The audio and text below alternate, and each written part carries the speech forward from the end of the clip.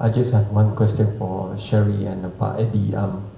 How do you galvanize, if you're with an alliance of independent journalists or in just one particular community, to galvanize for a national effort to look at what like the Australian safety code has, to rally the government, because you might be also seen as a pressure point towards the government, for example, and representing certain other interests. How do you move a center line in advocating this safety of journalism, safety codes and conduct, legislations being, asked for new ones and stuff like that? Do you work with ICRC like this, or do you gather a stronger pressure group, for example, to move for that to happen? Actually, in the Philippines, the government there are even moves by the government to make the killing of journalists a special category. But we in the industry are not really going for it. I mean, we just want them to work on the cases just like they would all the other cases that they're supposed to work on. So I don't think the government will object if we do anything that would try to improve our safety as journalists. And I think we're very lucky because there are many media groups operating in the Philippines who have really helped us in this effort. The CCPC is just one of them, but we have the Peace and Conflict Journalism Network, Len is here, and then the groups represented by Red Batario, International News Safety Institute, CCJB. So we're very lucky, and then we have the Center for Media Freedom and Responsibility. It monitors all the incidents of harassment and killings, so they've also been very active. So I think we have a lot already, like in terms of the declaration, that we have. So it's just a matter of really implementing and trying to make sure that all the parties we mentioned there would really do their part. Yeah, actually, in my experience, the government is to lead to respond in every area. That's why, for my experience in 2004, I already sending two letter to government when two of our journalists to become hostages kidnapped by Aceh military army, and then we are already sending letter, and then the government no respond everything, and then we push to make advocation to international community from IFJ and so on. We need some supporting with other member of IFJ, International Federation Journalists, and then send letter to a president. Until one of journalists died, shoot the gun by the military in Aceh. And after December 23 is one of journalists died, I cannot stop and then I didn't believe again with the companion with the government. I must move on.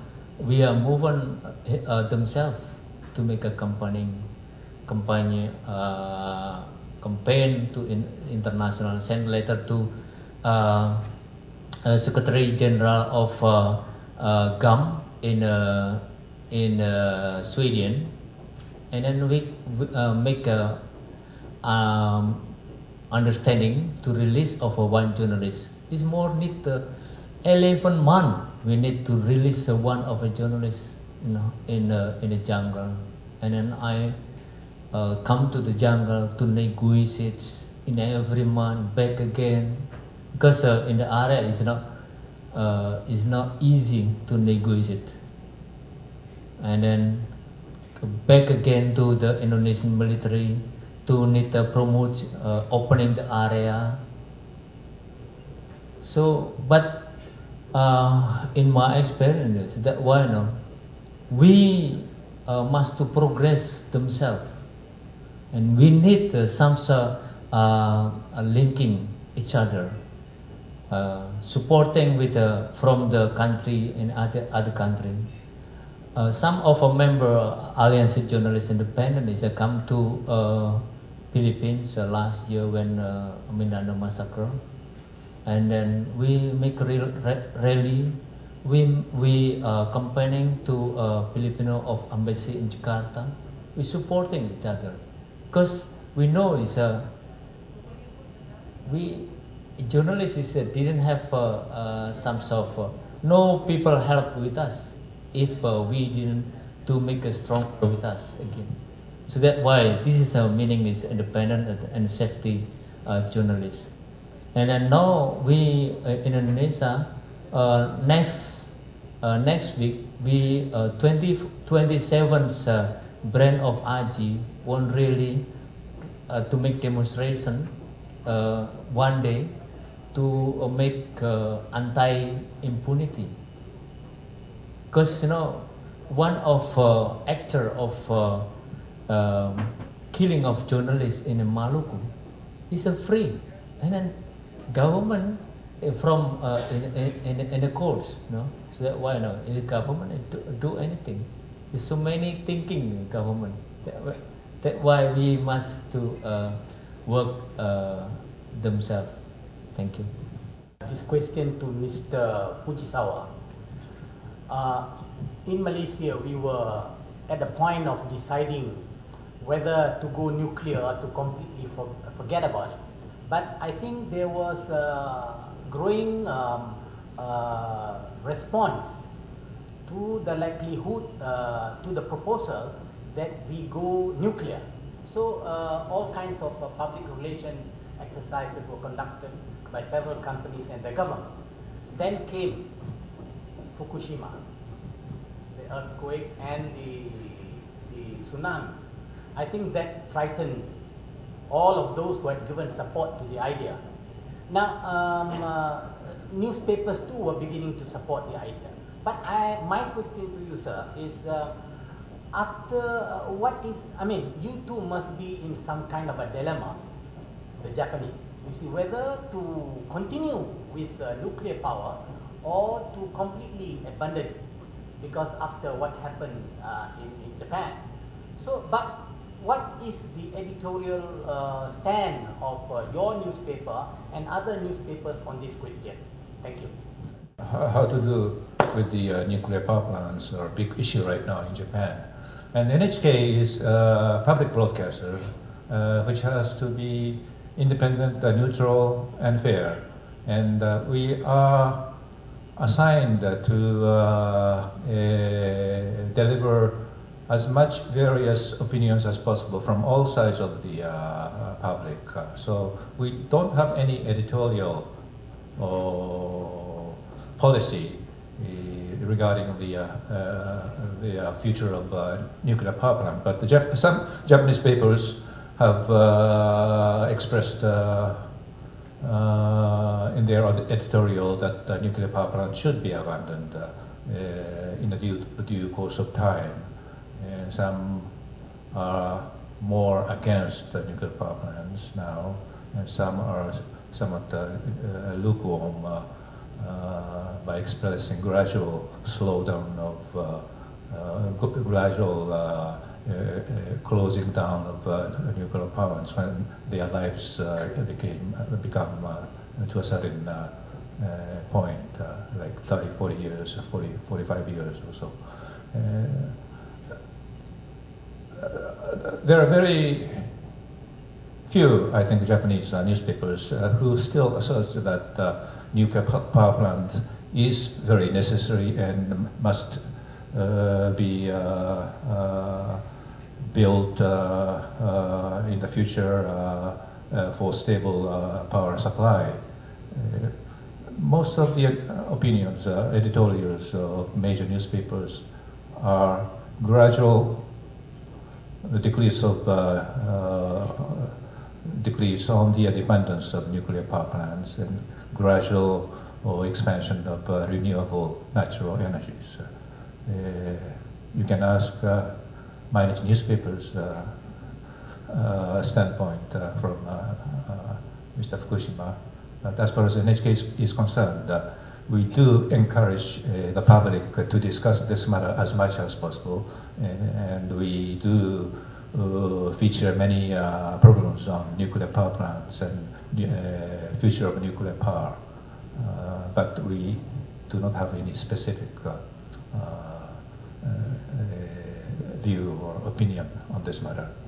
As a public broadcaster, that's inevitable because we totally depend upon the fees we collect from each household.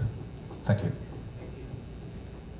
You know the policy of your companies or your organization in certain media deployments in covering conflict situations.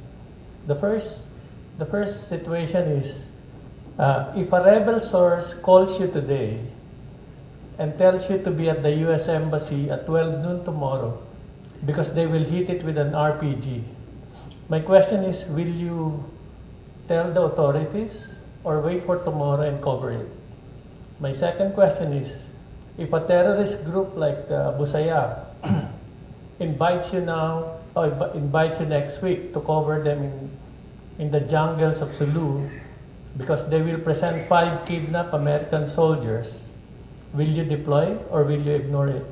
Under Australian law, we would be put in jail if we did not inform the authorities of the first one. As far as the second one, yes, most certainly, I'm sure we would go there.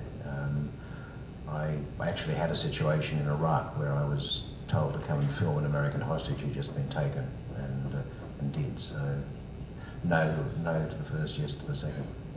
Oh, Peter, there's an Australian law that can put you in jail if you don't report those things?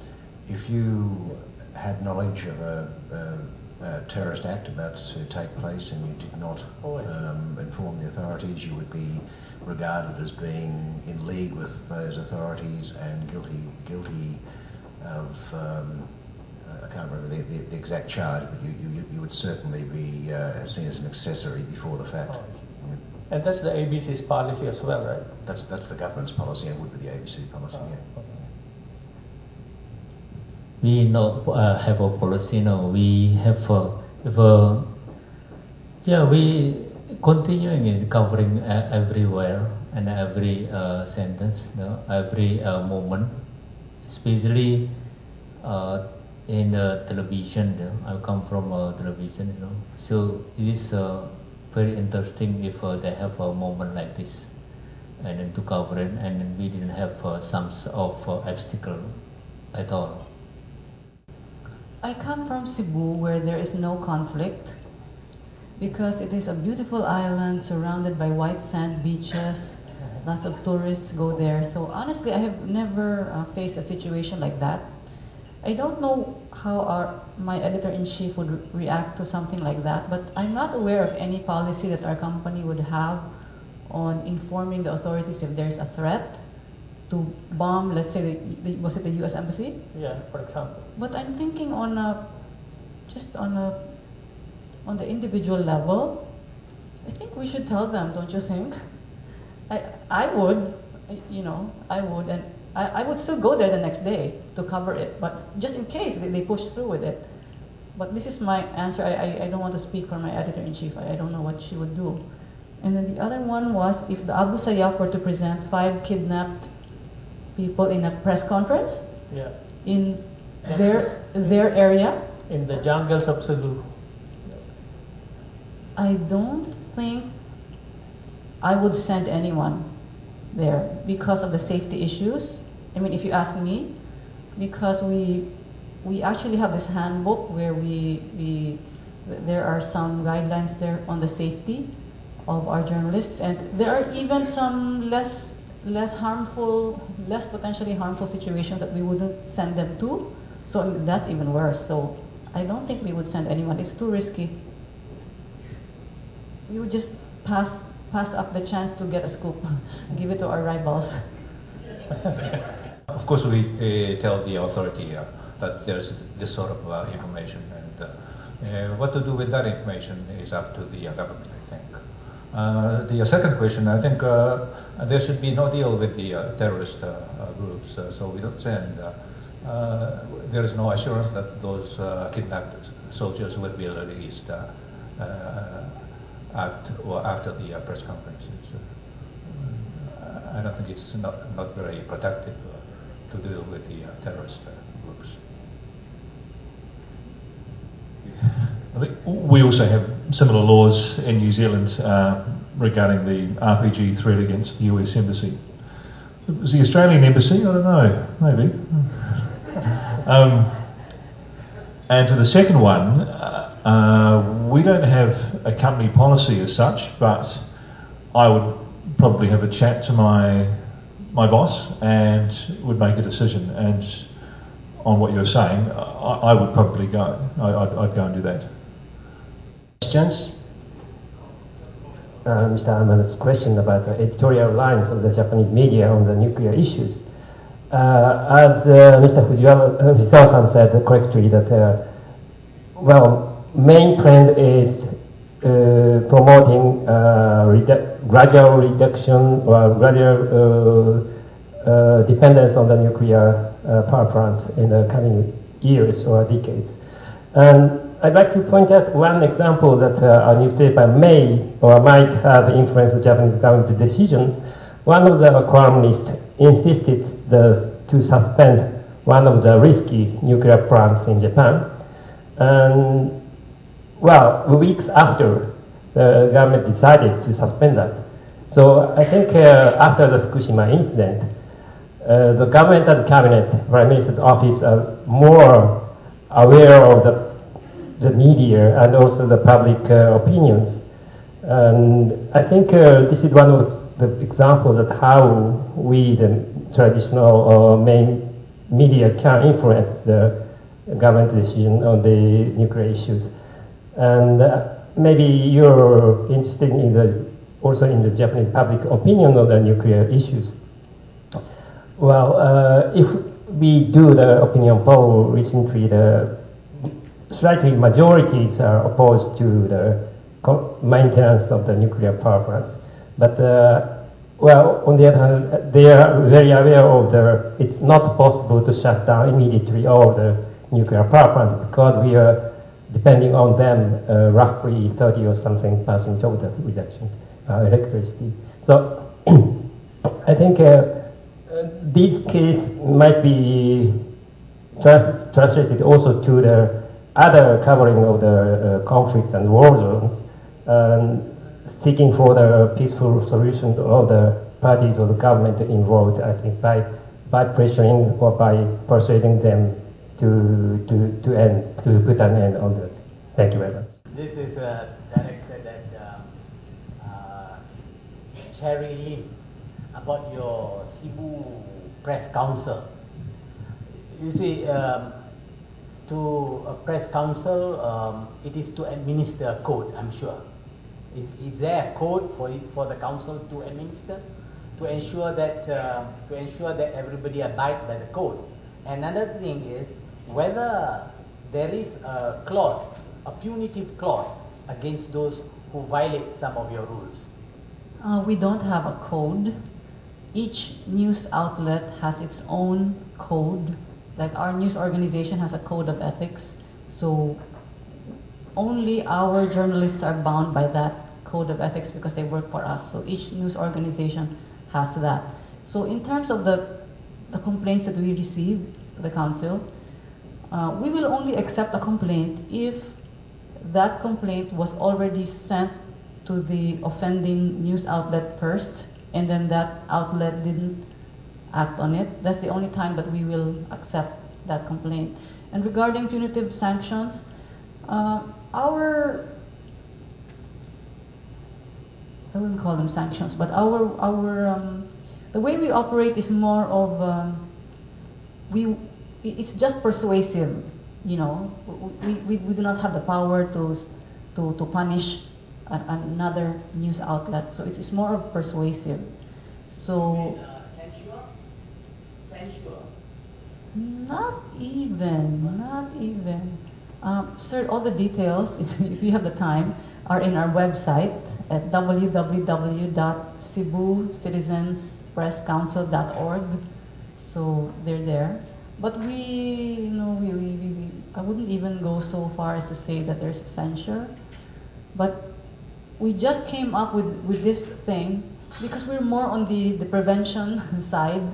The rival doesn't want us to be saying to him, "Hey, this person complained. Oh, you didn't answer his complaint." So it's more preventive. So we haven't really actually received cases that we had to decide on.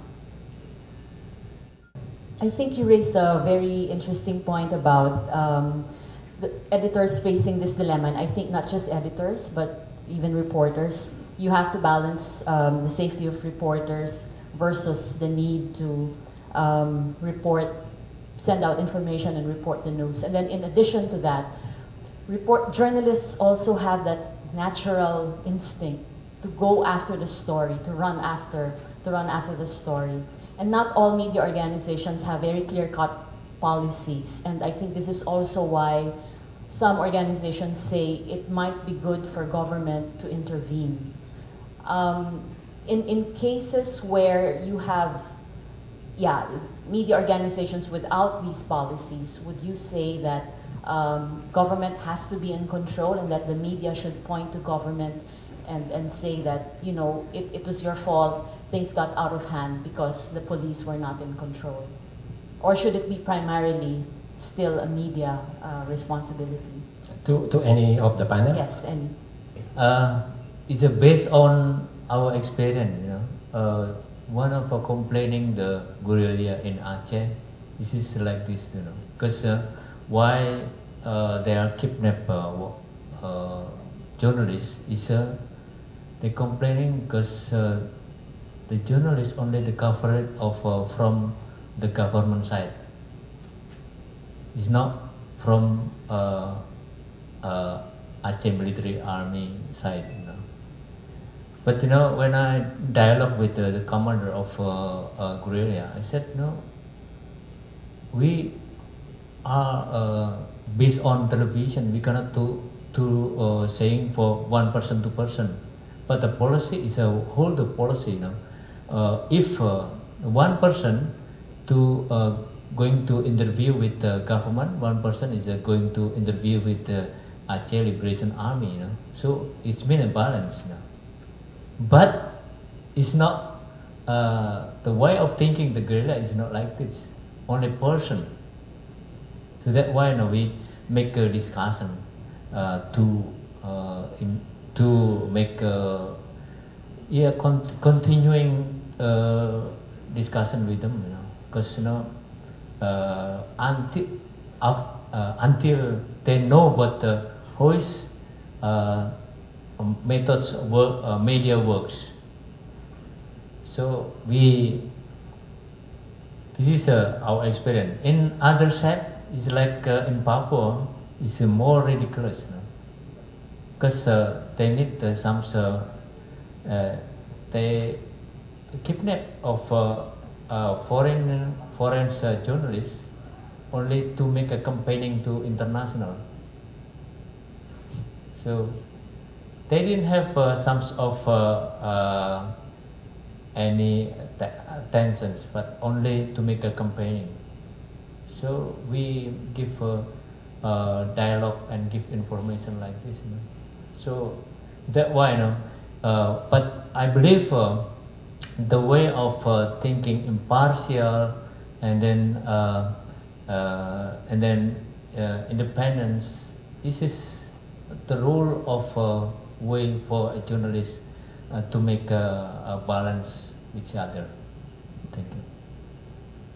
Are you asking if government should be involved in the determination of whether a particular assignment would be too risky for a journalist to go to? No, it's more of government being in control during a crisis situation. Let's say the hostage-taking crisis situation. Because the media, reporters on the scene would say, we get what we can. We take the footage, whatever footage we can.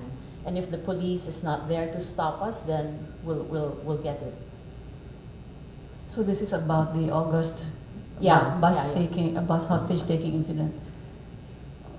In Cebu, in response to that incident, the police came up to us and wanted us to sign an agreement with them, which indicated the guidelines they wanted us to follow, like something like a suspension of live coverage and so on.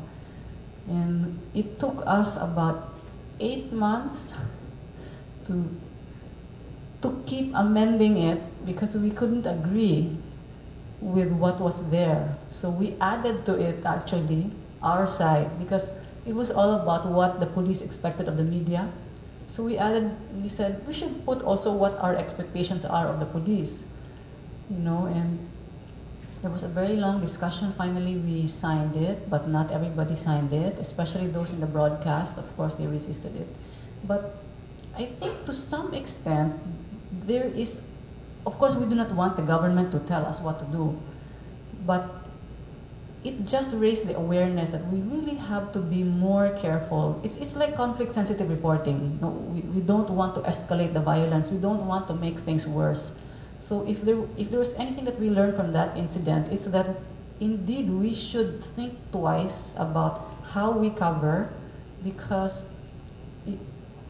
it might cause things to escalate, which it did, you know, and there was an acknowledgement that it did because the KBP modified its code. That provision on covering conflict situations, they modified it in response to that incident. So although they did not tell a whole lot of people that they made a modification, they actually made the modification 2 months after the incident. And there were some broadcast networks who also modified their, outside of KBP. There was a big broadcast network that modified its code. So I wouldn't want government to come in. We would want the private media to just be more circumspect in the way they cover. But that's my response. I think whether the government should control the hostage situation or not is totally dependent on the situation of the hostages being held. If the hostage is held publicly by, for example, a terrorist organization, and terrorist organization announcing that fact to a certain area of the world or to the nation, then there's no need for the government to control the information. I think we should report on the incident without any restriction. But if a hostage is held in secret and there's no press report done until that time, then we should be very careful. In Japan, well, this is not hostage case, but in case there is a kidnapping case in Japan, kidnapping of a young girl or boy or who has no power to sort of fight with the kidnapper, then usually the press organizations, newspapers and broadcast media get together and talk whether or not to report or to report the case. We usually do not report the case until the case is solved, because by reporting the kidnapped would be threatened. Their lives are threatened by our reportings. So I think whether government control is necessary or not totally depends on the situation.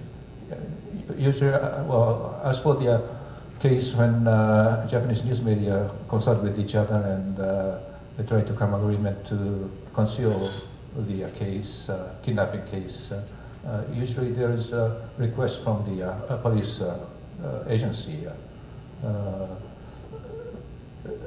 to the, to the press to deal with the situation very carefully as the kidnapped person's lives is in danger. As for the safety and the need for more information from the public, I think it is very difficult to find a balance between those two.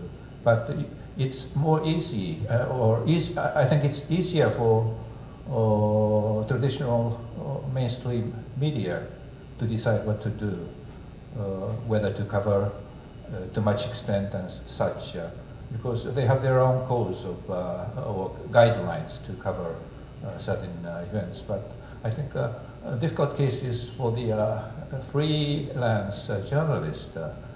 They tend to be very vigorous in covering dangerous places because they, very much rely on exclusive stories and photographs for their living. And so, for the case of freelance journalists, they may put, a principle of information first, safety next. But for the organizational media such as us and Mainichi newspaper, we can consult within ourselves and how to deal with a certain issue. And if the safety is the level of danger is very high, then I think we would sort of refrain from sending our crew to the field. Thank you very much. Before we close the session, let me just attempt a very, very short and very brief summation of what had happened during this session. I think everything boils down to the issue of a responsible and ethical practice of journalism as a measure of protection, and how we are able to balance safety with people's expectations, especially during our reportage, and some practical suggestions also on how to operate in hostile environments as suggested by Mike.